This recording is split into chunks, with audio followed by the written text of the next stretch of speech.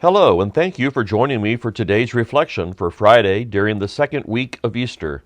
I am Deacon Phil DeNovo, and I am grateful that I am able to spend a few minutes with you today. St. Augustine once famously stated that the New Testament is concealed in the Old, and the Old Testament is revealed in the New.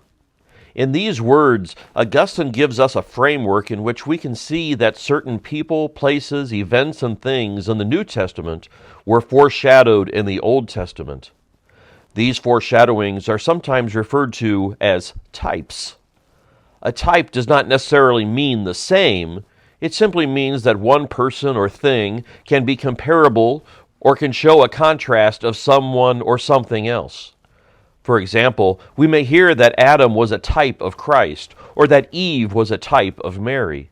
Events in the Old Testament, such as the flood or the parting of the Red Sea, foreshadow baptism. The gift of manna in the desert foreshadows the Eucharist. I would like to read to you today a reflection from St. Theodore the Studite. This reflection is taken from today's Office of Readings from the Liturgy of the Hours.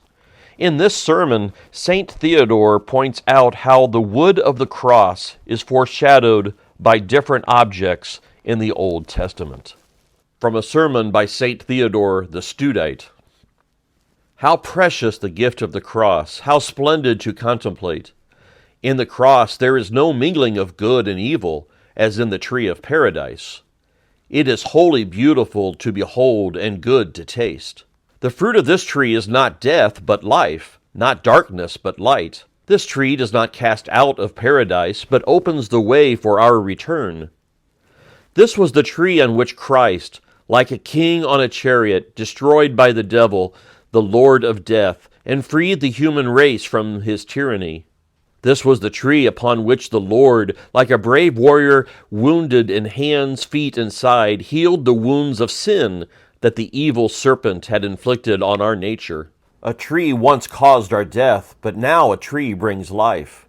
Once deceived by a tree, we have now repelled the cunning serpent by a tree. What an astounding transformation! That death should become life, that decay should become immortality, that shame should become glory. Well might the holy apostle exclaim, "Far be it from me to glory except in the cross of our Lord Jesus Christ, by which the world has been crucified to me, and I to the world." The supreme wisdom that flowered on the cross has shown the folly of worldly wisdom's pride. The knowledge of all good, which is the fruit of the cross, has cut away the shoots of wickedness. The wonders accomplished through this tree were foreshadowed clearly even by the mere types and figures that existed in the past. Meditate on these if you are eager to learn. Was it not the wood of a tree that enabled Noah, at God's command, to escape the destruction of the flood together with his sons, his wife, his sons' wives, and every kind of animal? And surely the rod of Moses prefigured the cross when it changed water into blood, swallowed up the false serpents of Pharaoh's magicians, divided the sea at one stroke, and then restored the waters to their normal course, drowning the enemy and saving God's own people. Aaron's rod, which blossomed in one day in proof of his true priesthood, was another figure of the cross. And did not Abraham foreshadow the cross when he bound his son Isaac and placed him on the pile of wood? By the cross, death was slain, and Adam was restored to life. The cross is the glory of all the apostles, the crown of the martyrs, the sanctification of the saints. By the cross, we put on Christ and cast aside our former self.